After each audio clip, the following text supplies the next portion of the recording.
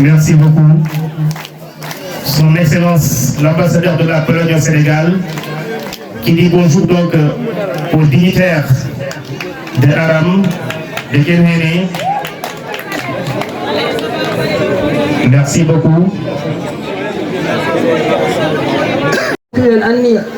kala ko woni moƴƴere yo Allah waɗan en kala ko woni worode yo Allah dendu en hen goto men fof yo waɗa fatiha lawol salatul fatiha laabi tati ala ɗiifu laabi jeenayyi yo Allah waɗan en moƴƴere enen kala e julde a'udhu billahi minash shaitani rajim bismillahir rahmanir rahim alhamdulillahi rabbil alamin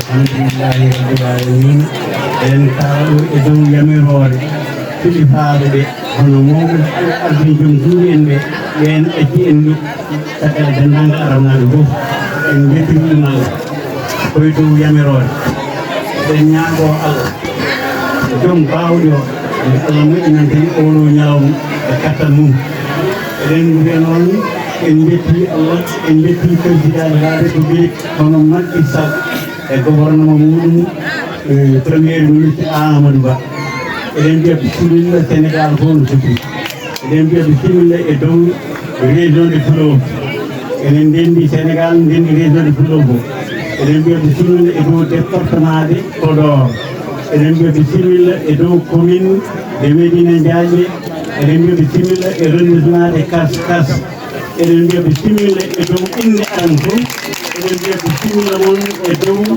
délégué ji aram eɗen mbiya bisimilla moɗon e dow notable uji aram eɗen mbiya bisimilla moɗon e dow innal min Mamadou Dawoud mo mbaɗɗon ɗo eɗen ñaago Allah no Allah addiron jam ni yo Allah nawtiri noon hono noon e jam cellal kala ko daña ɗo hewde famɗude yo Allah waɗan hen barke tawaɗen tawta bisimilla moon ko haalete ko ɗi hen kono waɗi ko pardoge Allah jarama on jarama. Assalamu aleykum wa rahmatullahi taala wa barakatuh.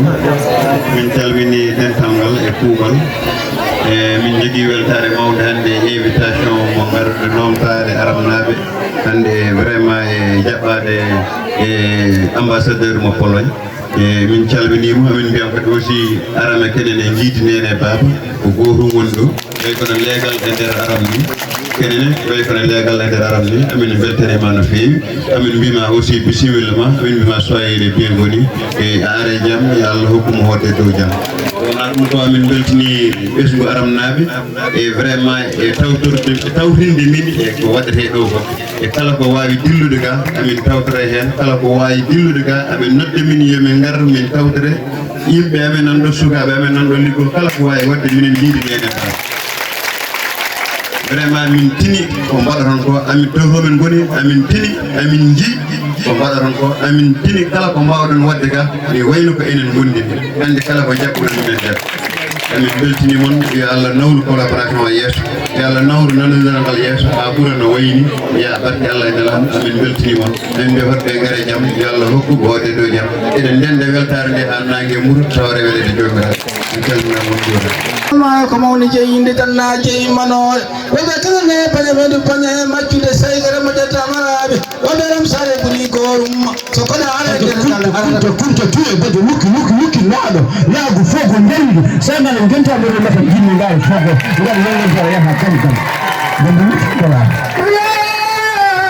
mimima notum yablay kawsala baba malik hamman jabbali tumani manal sambate loppade jengel nga yaram sare buri gorum no mari do wura kunta tuye bade wukki naɗo laagu fogo ndendi sagal genta ɓeɗo waɗi makam jinni ngaren do ngal fogo fo gala hen gam ko jom ɓoɗo lofor ɓoɗo waɗa ko sabi pour hocce jola sal haɗa wi kawsal baba malik hamman jabbati mali kono hande jinni ko fadindore ndungu fo mbiya hay jinni hay dinde jeero sanko e kono min tew tew uɗiɓeɗa jinni tawi mani janni jamma ñalome so sakka makka baba jas e ɓuus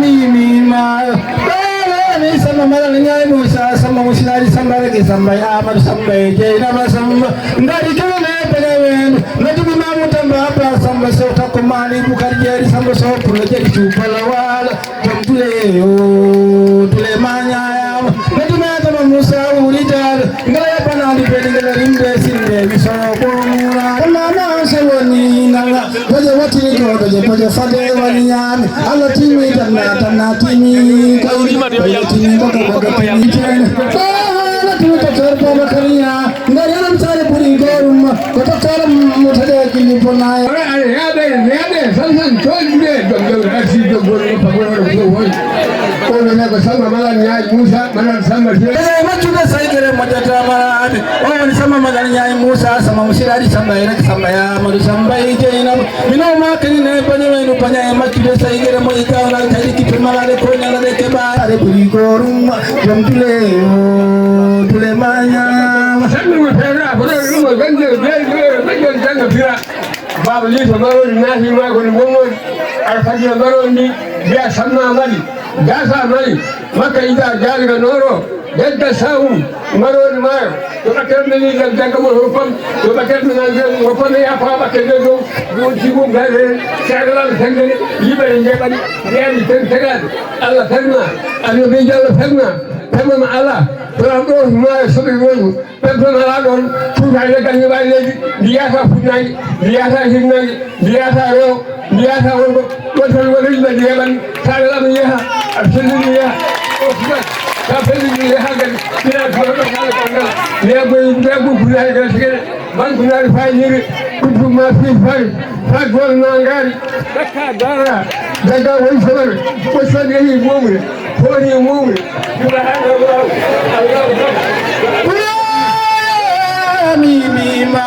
bandiraɓe musidɓe tedduɓe e kisal e moƴƴere Allah yo wone mon dendagal bandiraɓe arɓe ɗo yo Allah rokku on hoodde e dow jaam paandale joguiɗen ɗe yo Allah yettinanen ɗum hoɓɓe ɓen ɓe en mbiɓe bisimilla monsieur l'ambassadeur conseil départemental, le maire de la commune de Médina Ndiadji, nos partenaires Wallitibe men CNDN et Pimon et Ankar et Abdam et dendangal jaggude e golle de en jettibe en jarnimawɓe bandiraɓe ko ma yeratɗo fof ko jawngal defi onon yummiraɓe onon waniraɓe rewɓe Allah jarama on jarama beltone ɗe koye mon foɓɓone koye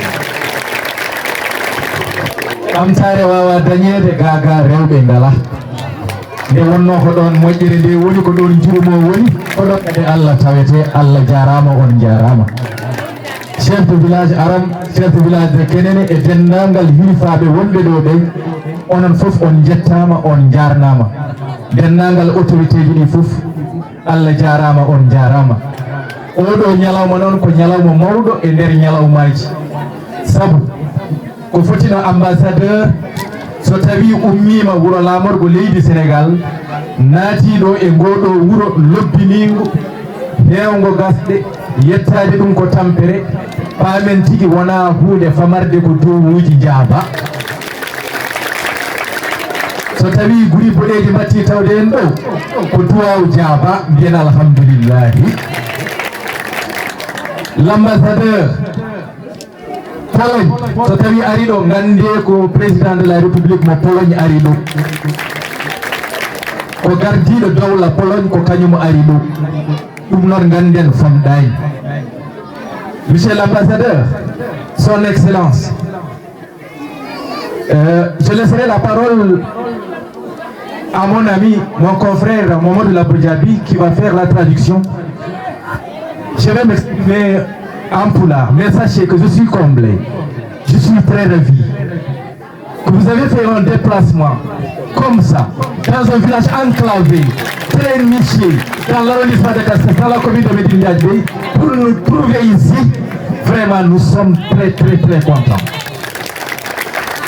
Bandiraɓe mami accu Mamadou Laboudiaby facciranamo kono noon ko hollitemo wonde so tawi o ari ɗo o tawi ɗo ɗeɗe jeese beltiɗe beytiɗe ko ni tigui cifori ɗen ko ni tigui ganduɗen ko teddugal tan ganduɗen kono noon kanko e conseil départemental kanko e maire ɓe jii laabi ɗi no mbayi mettude no mbayi hamnade ɓe jii kadi wonande hono tampere wonde ɗo nde ko ɗum addanimo kanko e ardiɓe Pologne wallude en e masiŋaji tawi ko cokkoji walla ko duttoji maaro ɗum ɗo fof ko ittude unugal ko ittude wowru ɗum noon eɗen leyɗiɓe juuɗe yoɓe ɓeytu en ballal sabu eɗen kandi e ballal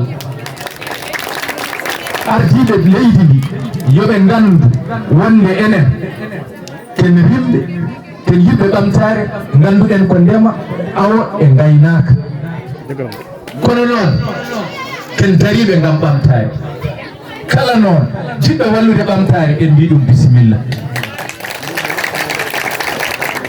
kala jiɗɗo wallude ɓamtare bisimilla mum ɗo sabu eɗen jiɗi ɓamtare kene remoɓe kene aynaɓe kene awoɓe ɗum noon so tawi ɓe balli en e machine juttowo maaro eɗen jiɗi kadi machine ngaji goɗɗi ko wona hono ɗin eɗen jiɗi unoji eɗen jiɗi cokkoji eɗen jiɗi demoji eɗen jiɗi fof ɗum noon koɓe totti en ko ma en nanguir ɗum juuɗe temedere ha goɗɗum tawta en e hen oɗo machine woɓe totti en monsieur l'ambassadeur andu min beltima mamin nangu hen juuɗe amen sappo ha goɗɗum kadi taw min hen ɗum noon Allah jarama on jarama Abdam représentant Sénégal Amadou Lo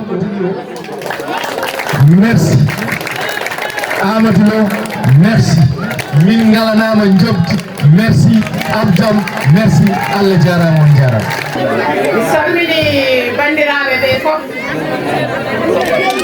debbo e gorko suka e mawɗo jeeyaɗo ɗo e wuuro he e garɗo e saraji wuuro ɗi fof mi salmini on mi wi on kadi bisimilla mon e wuuro he bisimilla mon e ko ndenduɗen hande amin keewi weltare groupema rewɓe wonɓe ɗo ɓe fof yimɓe fof ko weltiɓe kala kadi ko bone haalam he gande ko weltare tan heeɓi ɗon han ɗon kumi wawde haalde hande ɗeɗi amin ɗiɗi keewi welemma min jetti Allah noon min jetti sukaɓe jeeyaɓe ɗo e wuuro heɓe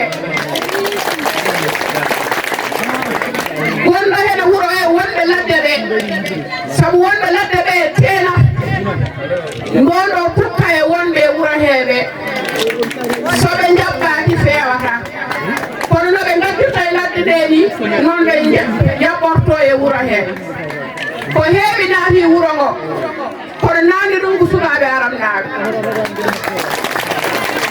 dispensaire uji ɗi ko aramnaɓe staff uji ɗi ko aramnaɓe collège aji ɗi ko aramnaɓe pomuji ɗi ko aramnaɓe kaarte banggue rewɓe ɓe kadi ko aramnaɓe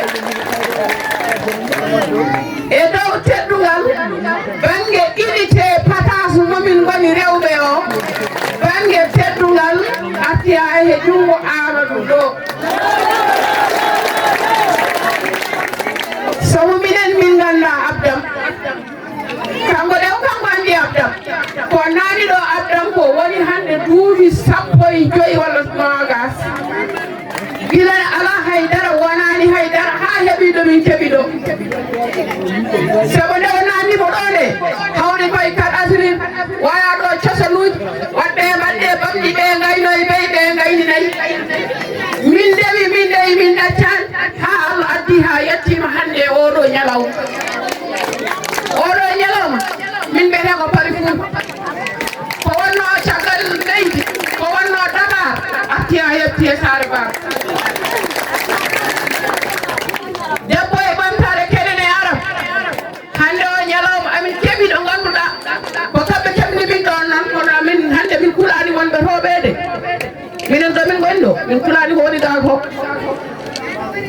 sa naati bureau amen o amin mbaɗa transformation ɗum ɗo ko lacciri ɗuma ko cakri ɗuma ko si jinjeer ɗuma ko si follere ko heddi ko nana e nder bureau ji hen e yaltani ga ɓe gaddanimi formation oɗo min mbaɗi ɗum e dow jokkodiral CNTL koye partenaire mabɓe jokkodiral mabɓe jeeya e jokkodiral piima waɗi hen jungo muɗum ene wawi goɗɗe keddi ɓuure ɓiɗɗe keddiɗe taw wawa rewde hen kono ganda ɗum ɗo fof koye partenaire uji ɗiɗon e ballodiral mumen amin mbawi hebde ɗumɗo ɗeɗo gueɗe nde ɗum ɓenni ɗe min keeɓiɗo financé min dañi caractére nana dari ɗum ɗeɓa debbo e ɓamtare araɓe kenene jeeyi ɗum min dañi 3 pono nana dari ɗum ɗeɓa debbo e ɓamtare jeeyi ɗum machine mo ambassade Pologne addani min ɗo on nana dari nder nana ruga maaro min jonnanno ɗo min parna madina min ñalla rende gila subaka ha futorota min duttani so hawre ɓuura kuppi sa ala maaro nata e wuuro aɗa yiiɗa yo maaro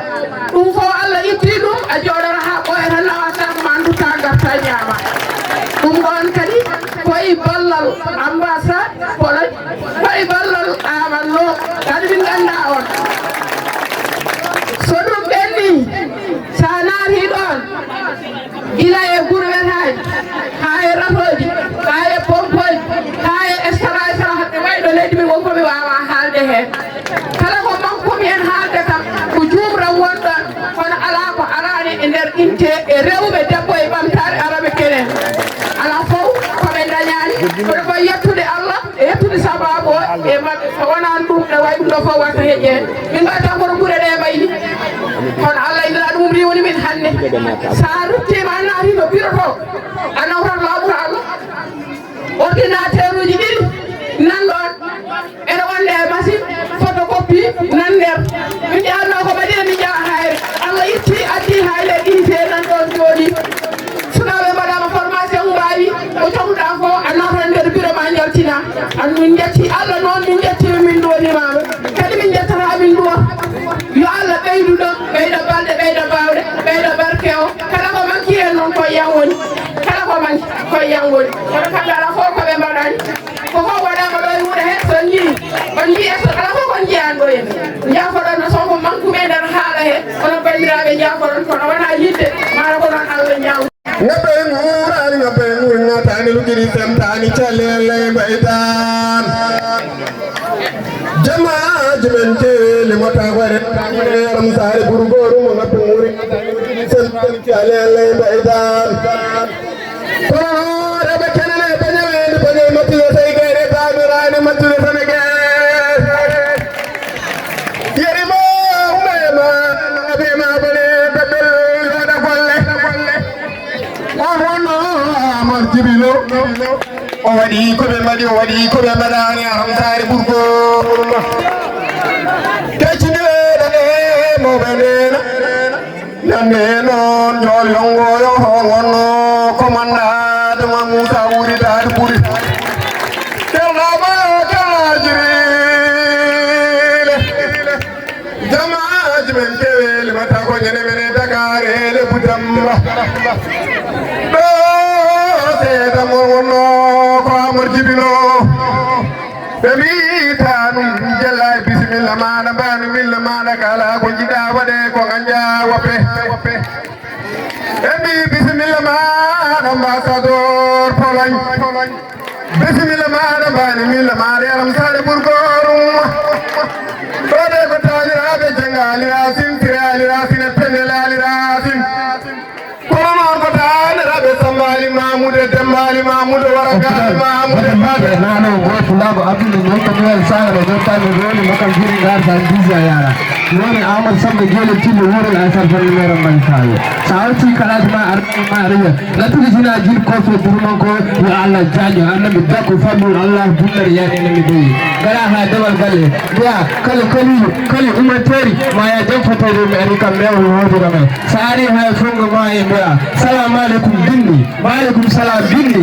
sigi makam kaya sigi dekam kaya iti wore kon baka fuña jombolu men samulani mere jombolu men baɗoma Samba Gueyrel Cilurel Mariam Matar Pande Fall kewɗama yo kewɗa janñale jammaji men kewini mata bitine komba tuindi 600 ko min no jiren korma e jiram ko sonnini ko waɗini Allah keɓena komi abuda wutu kasini elale mawɓe ɗe ɗo docteur Baba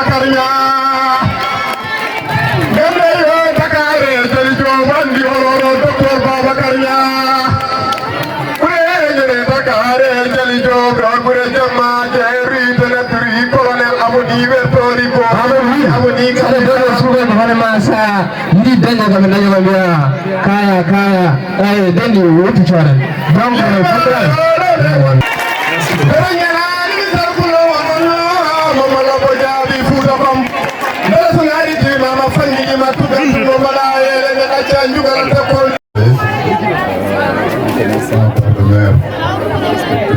la hiérarchie du protocole.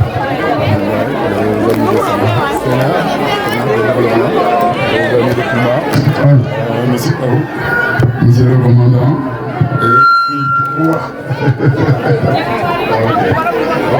surtout man, je reviens vraiment aux jeunes de ce village-là. Je suis tranquille. Je vous en bientôt. Et moi aujourd'hui, c'est la relève. Partir en les héritiers. Vraiment, il n'y a rien de mal. Je pars tranquille. Merci. فلم بابا دولابات ورو فلم عندكم بابا نربو مالي شي جابا من فلم بابا دولابات جوبكا كجام بولي ترون ورو روبيتري فلم عليكم bandiraɓe siku ma discours to ko sotan tubankore yemin yettinde nelal wonani nelaɗo ko yettinde nelal kadi nelaɗo ɗo ko jinnoɗo nelede ɗo ko yiɗi ɗo nelaɗo ayan fuɗɗari lisu melami ɓe jete kam lo kadi somi ari ɗo ala fuɗɗoɓe aran saabu ɗum haade yettinde nelal min ko mbi Baba Demba Thillo Lo e haade ɗon monsieur Barthélemy Dandou, son excellence l'ambassadeur de Pologne, monsieur le sous-préfet de l'arrondissement de Cascas pour empêcher, monsieur le représentant du conseil départemental habitant de Madina Ndiaye, fierté pour nous. Monsieur le représentant Abdam, l'infatigable Amadou Lo, monsieur le représentant du Piment, monsieur le président de l'ONG ASDOT, madame la présidente des femmes d'Ebo Bamtare, mes très chers partenaires, mesdames, mademoiselles, messieurs, honorables invités, chers habitants de Aram, sans oublier monsieur le commandant, notre commandant Nian, mon cher, très cher docteur depuis 2000, le docteur Nian. Merci le docteur, merci encore docteur. Nous rendons grâce à Allah de nous avoir permis encore une fois de nous entretenir ici. Je me réjouis particulièrement de vous retrouver ce matin au choix porté sur notre commune Madina Ndiaye. Pour cette visite, monsieur l'ambassadeur de Pologne, mes salutations vont en fait à l'ensemble des éminentes personnalités de cette délégation qui nous font montre l'entraide pour toujours. Mesdames, Messieurs, je voudrais exprimer à nouveau toute ma joie de vous recevoir par ailleurs ce geste de nos partenaires qui a particulièrement retenu notre attention car, comme vous devez certainement le savoir, j'ai toujours été sensible à la démarche de solidarité de l'ambassadeur de Pologne.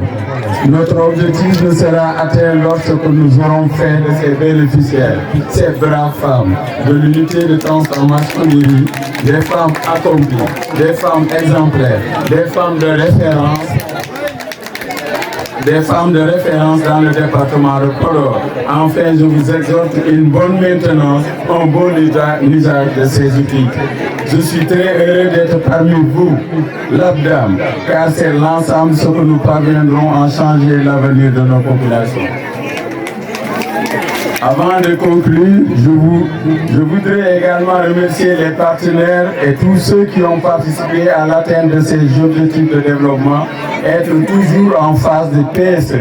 Notre volonté tout au long de ce discours était d'exprimer ce que nous pensons être bon et de le faire de la manière que nous espérions la meilleure. Si tel est le cas, nous aurons atteint notre objectif. Mais si un seul mot vous fait mal, déduisez-le du compte de l'imperfection humaine. Nous vous souhaitons la bienvenue, la délégation. Merci beaucoup. L'éliminateur au maire d'Emba, au diable Tchagali, qui m'a représenté comme une madame du conseil municipal et conseil du monde comme le doigt Aram Kadi, maire Kadi, Amde et Yultu de Gede Aram. Adi Fof, Debo Bamtare, maire Madame du Mine Yeton, Moui Debo Windia, Mouindia, Moui Bodjimon Hank, forage Nando, Jogori Warede, 73 millions, et Ballon Ofor, et Ballon commune Madinja, et Ballon population Maram. Tout le monde qui soit il y a un plan de développement communal, partenaire de Malahen.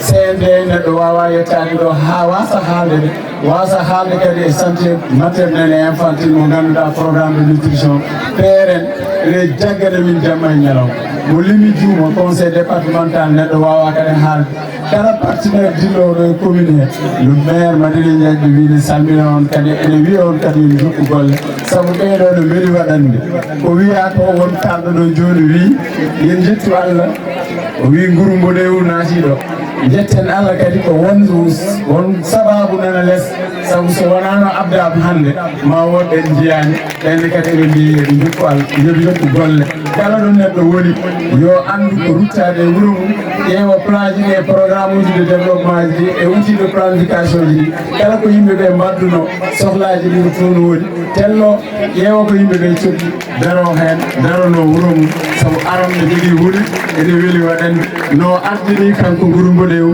ono wawi yaade ha Union européenne hollaɓe lawol ngol en ngala lawol ha to ko manki ko kadi manki hen ko ɗum joguinomi ko mboɗa haala alhamdulillahi rabbil alamin.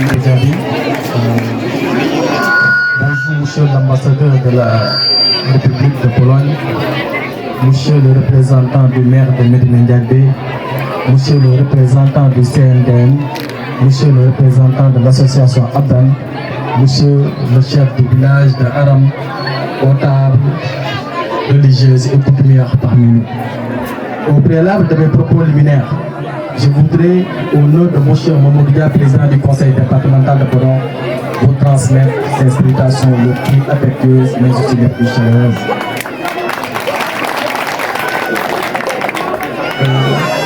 Mon cher président Mamoudoudia me disait toujours, ma relation avec le village de Aram est une relation affectueuse, car je compte beaucoup d'amis, je compte beaucoup de parents, je me considère comme un natif de Aram.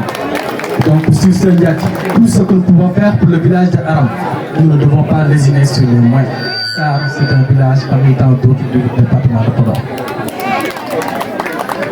Revenant dans le contexte d'aujourd'hui qui nous réunit, c'est-à-dire l'inauguration de l'unité de transformation du riz, je voudrais, au nom du conseil départemental de Podor, remercier l'association ATA, qui est une association engagée, une association qui inscrit toutes ses actions dans le développement de nos territoires.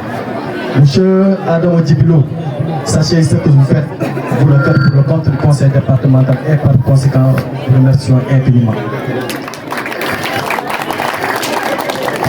L'unité de transformation du riz constitue aujourd'hui un facteur important pour l'allègement des travaux des femmes, mais aussi elle contribue à la plus-value en apportant une économie locale. Donc sur ce, nous vous remercions. Aider la femme, c'est apporter une pierre au développement, car la femme fait partie du processus du développement. Sans la femme, il ne peut pas y avoir de développement, car la femme est la cellule de base de la famille. Mon cher l'ambassadeur, votre présence d'aujourd'hui dans le village de Aram nous réjouit beaucoup. Sachez que vous n'êtes pas uniquement l'ambassadeur de la Pologne, mais aussi à partir d'aujourd'hui, vous êtes l'ambassadeur du village de Aram. Et par conséquent, nous vous demandons de plaider pour le village de Aram auprès des bailleurs, auprès des organisations de la société civile. Car Aram est un village en construction. à l'image de tous les autres villages du département de Podor. Et nous avons besoin de votre coup de main. Nous avons besoin de vos relations. Nous avons besoin de votre entremise pour mettre en place au niveau de Aram des infrastructures socio-économiques pour appuyer le développement socio-économique du département. Je ne serai pas long car le temps qui nous est imparti est minime. Sur ce, je souhaite une excellente journée et nous souhaitons aussi la bienvenue à monsieur l'ambassadeur. C'est votre première, mais nous ne souhaitons pas que ça soit la dernière. Nous souhaitons vraiment récemment que vous venez avec vraiment de nombreuses actions de développement. Merci. Excellence, monsieur l'ambassadeur de la République du Pologne au Sénégal,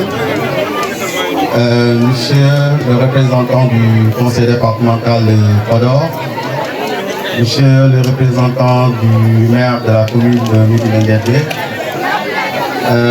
monsieur le chef de village, les chefs de village, j'allais dire, de Aram et Kénéné, serge invités participants, monsieur le représentant de l'ONG Abdam, monsieur également le représentant du piment, serge invité en vos rangs et qualités, tout protocole observé.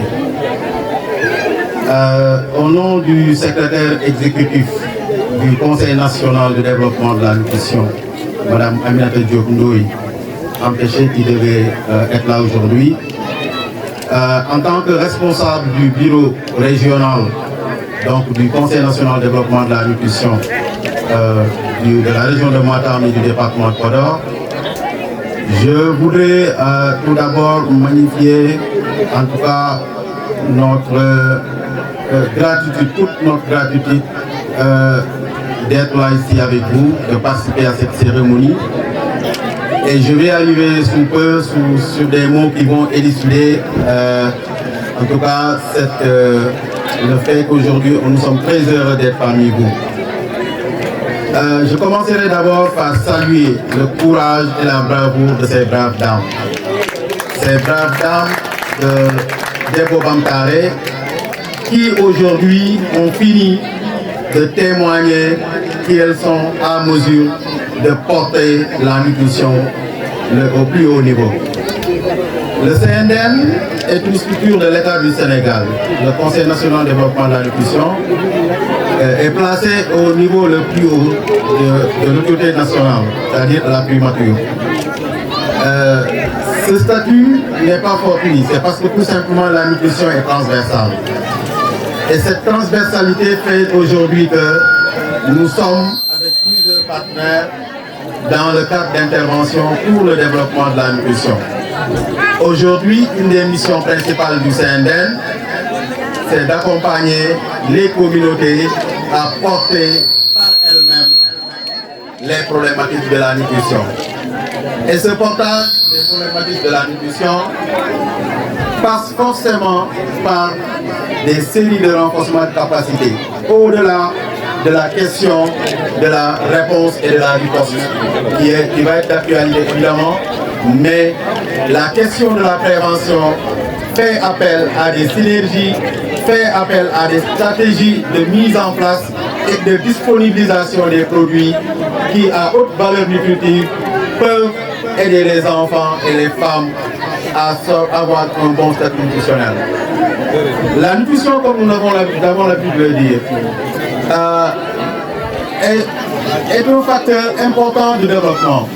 Souvent on l'oublie, mais le premier pilier de la nutrition, aujourd'hui, qui se trouve être la production à haute valeur nutritive, permet la disponibilité des produits à haute valeur nutritive. Ces produits-là consommés par les femmes enceintes, les femmes allaitantes, les enfants, permettent d'avoir un bon statut nutritionnel. Et ce bon statut nutritionnel-là impacte sur le développement de l'être humain et impacte forcément sur sa productivité à l'âge adulte. C'est pourquoi investir dans la nutrition, comme le montrent certaines études, a prouvé que si on investit $1 dans la nutrition, on peut arriver à gagner plus tard plus de $12. Donc c'est pour vous dire que c'est un investissement utile et que je pense que Abdam aujourd'hui a bien compris cela. Et Abdam, on va y arriver, est arrivé à un moment crucial où le CNDN met en œuvre des interventions de nutrition dans un cadre multisectoriel. Et quand on parle de cadre multisectoriel, ça veut dire qu'on a besoin de tous les acteurs. Ça veut dire qu'on a besoin d'une multiplicité d'acteurs. Et c'est en ce moment-là que Abdam nous a saisis pour des interventions de nutrition avec une ouverture vraiment assez exemplaire. Parce que tout simplement, Abdam est venu nous tendre la main en nous disant que pouvons-nous faire pour la nutrition dans les villages arabes et de Kenen. Et nous avons ensemble construit un document. Nous avons ensemble produit un projet qui a été soutenu par des partenaires. Et aujourd'hui, les résultats sont là devant nous. Je pense que la présidente a fait état de cela. Le groupement aujourd'hui de Aram et de Kéréné a été renforcé. Et ce groupement-là aujourd'hui a produit ce que vous voyez devant vous. Et ces produits-là que vous voyez, si petits soient-ils, ont une valeur extrêmement importante du point de vue nutritif pour les enfants. Elles sont dans la transformation de la farine composée qui entre dans la récupération des enfants malnutris. Elles sont dans l'autonomisation des femmes. Parce que tout simplement, une femme qui n'est pas autonome aujourd'hui ne pourra pas s'occuper bien de son enfant. Parce qu'on a vu dans certains ménages que tout, en tout cas le poids de l'enfant, de l'occupation, de la gestion de l'enfant repose sur l'épaule des femmes. Et aujourd'hui, on a la chance d'avoir des femmes qui tendent vers l'autonomisation. Et l'unité aujourd'hui que nous inaugurons quand même contribue forcément à cette autonomisation des femmes. C'est pourquoi je disais tantôt que nous sommes en face de vraies femmes, de braves femmes qui vont contribuer dans le développement de la nutrition et nous en sommes très heureux. En tout cas, nous ne pouvons pas peut-être aller au-delà de ce que nous avons dit parce que nous pouvons rester toute la journée à parler de nutrition, à parler des interventions avec Abdam.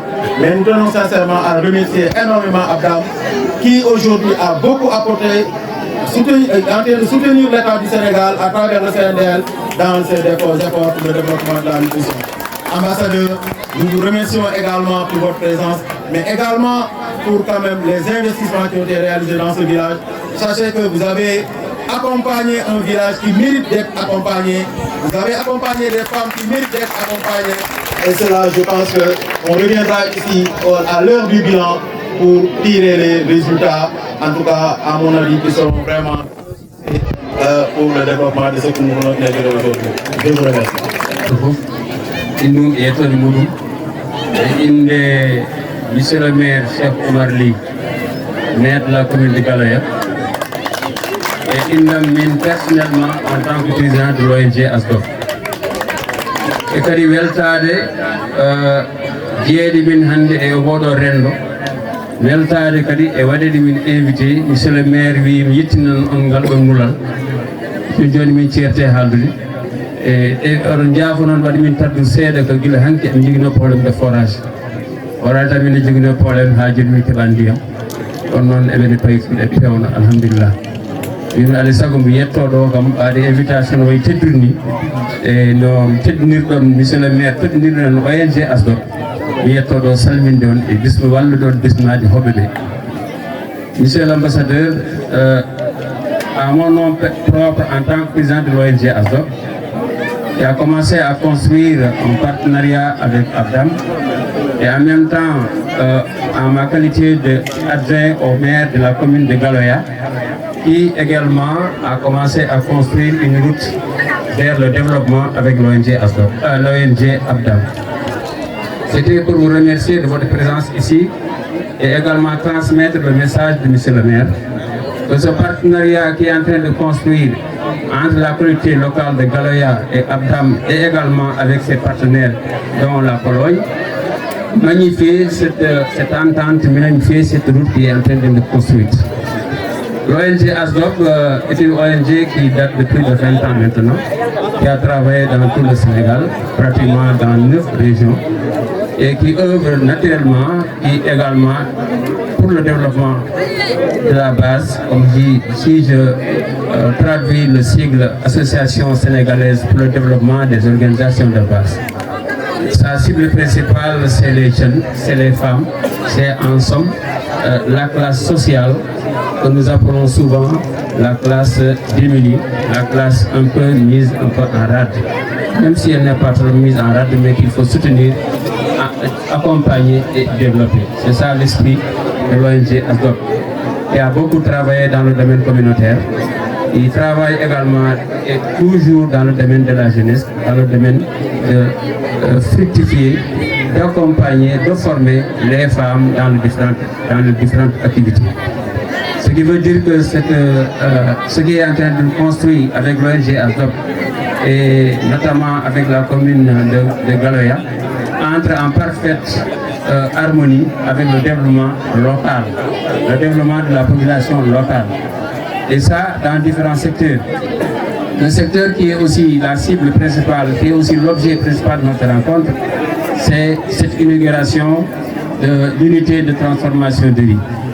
Je pense qu'on a bien fait de construire et de bâtir ce socle de développement.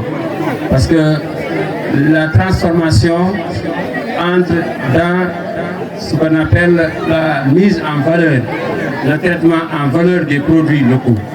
Il ne sert à rien de produire, mais il faut également mettre en place une chaîne de valeur dynamique, une chaîne de valeur qui, à la fin, apportera en plus au savoir-vivre, apportera en plus aux femmes, aux enfants, notamment dans ce secteur de la nutrition. Ce conditionnement, cette mise en valeur donc, de ces produits locaux montre et entre dans la parfaite politique de développement de l'État. Nous savons très bien cette chaîne de valeur qui part de l'agriculture à la transformation, à la commercialisation, n'est-ce pas, et jusqu'à l'utilisation finale, qui fait que des formations sont appelées, un encadrement serré également est sollicité, et surtout on soutient à tous les niveaux. Et je pense que nous êtes dans cette dynamique avec l'ONG Abdam. Depuis que nous sommes en train de travailler ensemble, nous en avons vu une ONG, un partenaire local qui n'a comme seul souci sur le développement social et économique de sa contrée. Je vais donc terminer par vous remercier. Remercier également l'Abdam et particulièrement M. Amoudilou, notre jeune frère, qui est vraiment un pionnier. Si aujourd'hui nous sommes là, aujourd'hui en train de parler devant vous, c'est grâce à lui. C'est lui qui a construit ce pont-là. Et nous avons ensemble, n'est-ce pas, le traverser ensemble pour que de l'autre côté de ce pont, il y ait le seul mot, le développement local, homogène et durable. Je vous remercie.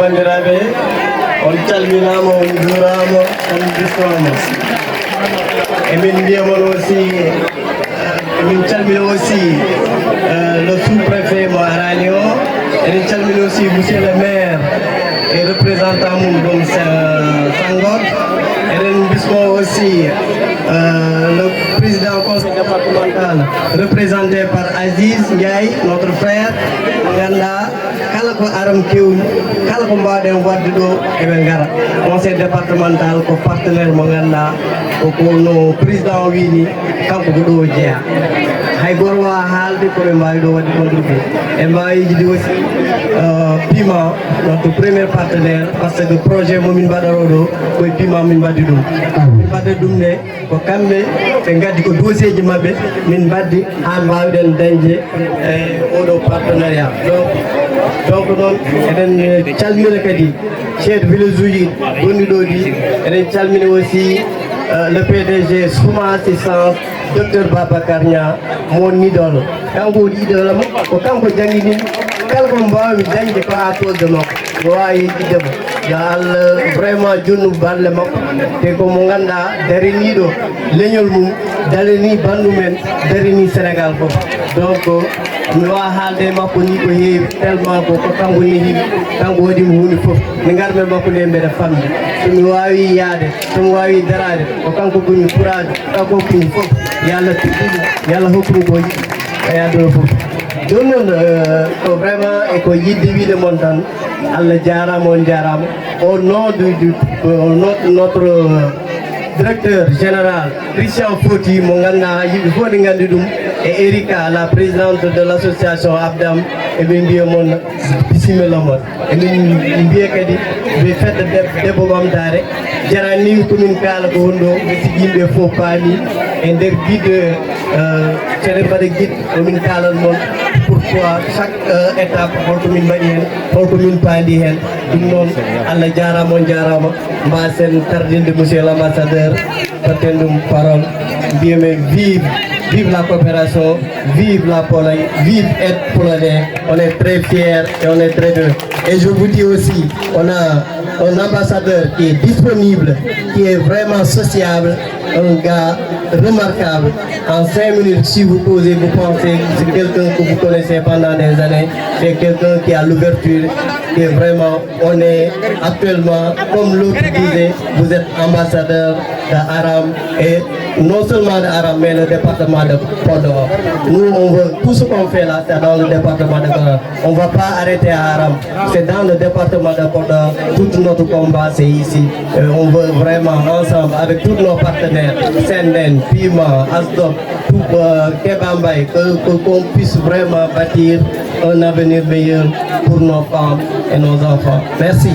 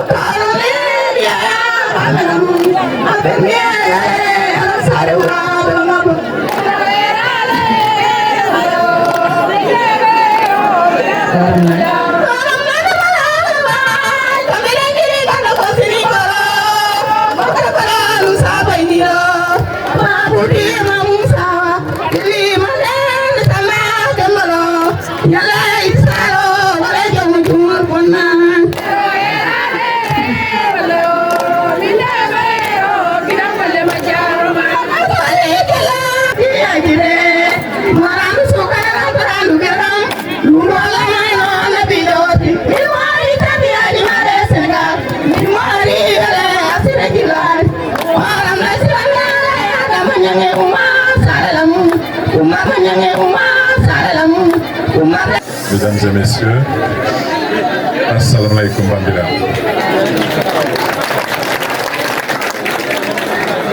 Chers représentants de toutes les autorités locales, centrales, religieuses, des associations et notamment de notre association partenaire, bonjour, merci beaucoup pour cette invitation. Vous avez dit au début deux choses. Plusieurs choses ont été dites et je voudrais réagir. Vous avez dit, vous étiez content que j'ai trouvé du temps, même dans mon agenda, pour venir ici dans ce village, à l'extrémité est de la région de Saint-Louis, et que peut-être c'était pour quelqu'un une surprise. Non, ce n'est pas une surprise. Vous êtes tous des Sénégalais et vous avez tous le droit de vivre de la même manière, avoir le même niveau de développement, que ce soit à Dakar, que ce soit à Diamniadio, que ce soit ici. Moi, je suis l'ambassadeur de Pologne auprès de la République du Sénégal et de tous les Sénégalais, qu'ils soient à Dakar ou qu'ils soient ici. Donc il est tout à fait normal que l'ambassadeur fasse ce déplacement. La deuxième chose, vous avez dit plusieurs fois qu'il n'y a pas de développement sans les femmes. Oui, c'est vrai, il n'y a pas de développement sans les femmes, mais ce n'est pas assez. Ce n'est pas assez. Il n'y a pas de vie sans les femmes. Nous sommes tous venus à ce monde grâce à une femme, grâce à nos mamans. Donc applaudissons nos femmes. Il n'y a pas de rivalité à avoir entre les femmes et les hommes. Dans la vie, il faut avoir et des garçons et des filles. On a besoin de tout le monde. Un garçon sans une fille, c'est triste. Une fille sans un garçon, c'est triste. Il faut donc être ensemble. Ce que nous avons fait et ce que nous fêtons aujourd'hui, finalement, ce n'est pas mon mérite. Qu'est-ce que je suis, moi? Moi, je ne suis qu'un simple toubab de passage. Je suis venu et c'est tout. Le vrai succès, c'est le vôtre. C'est votre travail. C'est votre volonté. C'est votre besoin que vous réalisez afin de vivre mieux, partout où vous êtes. Moi, je représente un pays lointain. La Pologne, c'est loin. C'est 6000 km. Maintenant, c'est l'hiver. Il fait froid. Il y a de la neige. Et pourtant, il y a des gens pour lesquels compte le principe de solidarité. Nous voulons être solidaires avec vous.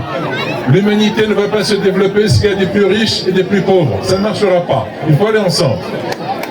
Alors c'est pour ça justement que nous avons financé ce projet, mais je le souligne, nous avons accompagné un projet. Les partenaires de développement accompagnent celui qui se développe, mais ne se substituent pas à lui, ne le remplacent pas. C'est vous qui travaillez à votre développement. Et nous, finalement, qu'est-ce qu'on a fait? On a vu qu'il y avait une demande, qu'il y avait un village où il y avait des femmes qui travaillaient beaucoup et pour lesquelles c'était très compliqué de travailler à la préfabrication du riz, au décortiquage du riz, justement parce qu'il fallait qu'elles fassent plusieurs kilomètres et c'était compliqué. Et ce qui leur manquait finalement, c'était cet appareil. Alors si on pouvait contribuer, c'est très bien, parce qu'il y a plusieurs dimensions. Déjà, il n'y aura plus besoin de faire ces kilomètres, plus besoin de faire toutes ces distances. On aura moins de force. On va économiser au niveau des efforts pour la santé. Mais aussi, on pourra vivre mieux, on pourra gagner mieux, on pourra gagner plus de sous ici et pouvoir vivre dignement sans avoir à partir. Je vous salue. Si on a pu vous accompagner et apporter une petite pierre pour que votre niveau de développement s'améliore un petit peu, c'est très bien. Mais c'est surtout votre effort. Vous avez toutes les chances de réussir. Le Sénégal est un très joli pays. Merci beaucoup. Merci, Excellence.